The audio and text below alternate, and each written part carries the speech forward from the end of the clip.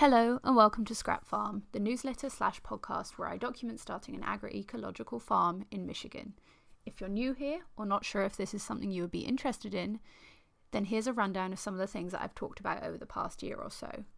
The UK visa process and our unsuccessful attempt to move to the UK, the death of a mentor, burnout and cooperation, which is cooperation plus competition, petromasculinity and settler colonialism, and so much more, all wrapped up in the package of small-scale organic vegetable growing, seed keeping and climate collapse. It sounds like a laugh a minute, doesn't it? No, but actually it's not all doom and gloom, despite my best intentions, and the intentions of the global oligarchy. I promise it's more fun than all that. We have carrots. Also, speaking of sound, it's come to my attention that my recordings have been, for some unknown reason, at double speed sometimes. Lightning-fast renditions of reading this out. Thank you to the people who pointed this out. It takes all your ears to pick up on the weird technical things. I'm now endeavouring to record on a real microphone, which is probably why this is way too crisp and you can hear all the spit in my mouth, not just on my phone. Thanks to my partner for letting me borrow his. Some more housekeeping is that I have been mulling over how best to organise this newsletter. If you have been with me for a while, you brave soul, you might remember that I had a future farm updates and a current farm updates as my partner and I managed a farm and planned for a farm and tried to move countries. The fantastic news is that future farm has become the present farm, the farm, our farm. So I'm going to be recording my updates/episodes to account for this. I'm thinking I'll begin by yapping about my personal life and the crumbling economy, and then we'll give updates on the farm as it happens. I'm working on once a fortnight for updates at this time of year. At this time of year, I have plenty of time, but later I'll be swamped with part-time work and running a farm in the middle of the season. I wanted to build in the leeway I might need now. Basically, that's what I'm doing.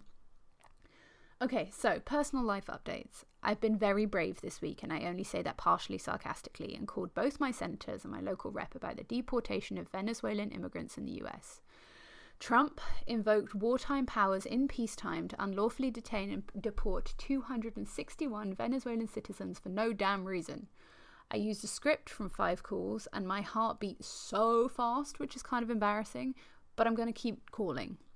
Apparently, every call counts as 2,000 people who care about an issue and is one way to get your elected officials to maybe do something. Also, as my partner pointed out, it's very interesting that Gen Z and late millennials, like myself, are so afraid of phone calls, but that's what politicians actually pay attention to. What a convenient way to ignore the younger generation. And before anyone gets on me, this is not the only thing you can do to stop the poly crisis. It's certainly not the only thing I'm doing. Yes, we need a complete overhaul of how we live, but I can still poke at those currently in power while working to improve our local system and resisting in less structured ways. I also believe this issue is more prescient than ever after the spiriting away and detainment of Mahmoud Khalil earlier this month and the arrest of the PhD student Ramisa Ozturk earlier this week. If anyone could be rounded up and threatened with deportation, either for their protesting a genocide or for their tattoos, as was the case with some of the Venezuelan immigrants who got deported, this gives the current government the power to get rid of opponents and threats however they see fit. The precedent has already been set, so I'm bothering local officials and finding other ways to resist. And yes, you read/listen to this for farming. But boy, are immigration and farming linked. I keep coming back to the article from January which states Central Valley farm workers are afraid to turn up for work because of deportation threats. The violence exacted on the people who feed us is unparalleled. And if you think this isn't going to have a knock-on effect with tariffs and whatever the fuck else they cook up in that stupid White House, then think again. Agriculturally, this is going to be a very interesting year. On the farm. So anyways, with that in mind, my partner and I are starting a small farm this month.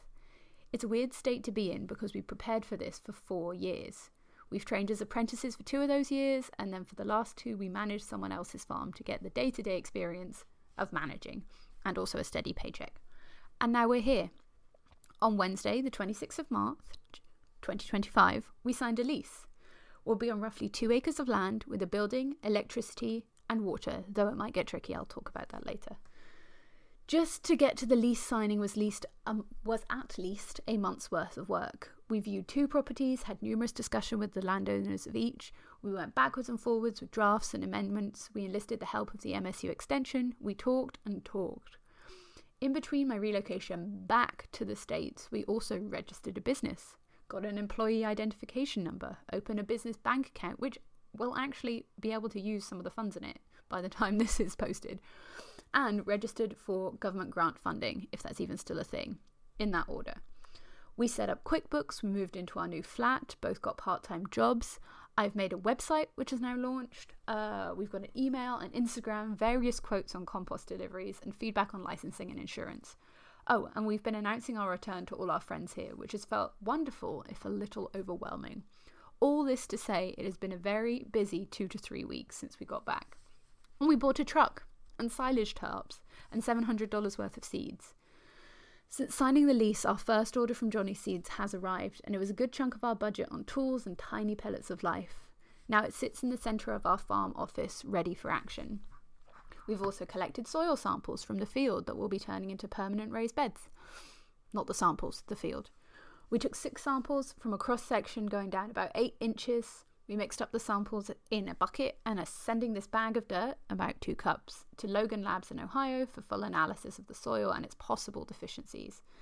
Thankfully, our training at Broad Fork Farm, Virginia, thank you Dan and Janet, prepared us to interpret the results, and my degree in biochemistry might actually be put to use for once.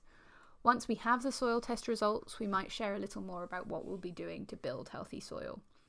We also met Nathan, a soil scientist from Spurt Compost, out in our field in the middle of a deluge. He dug up what can only be described as a brick of clay from the low wet spots where we plan to make our beds. We're going to have to put some serious work into that section to ensure proper drainage, fertility, and to reduce compaction. Last Friday was also a busy day. I managed to attend a session of the Building Solidarity Economy Conference held at the U of M.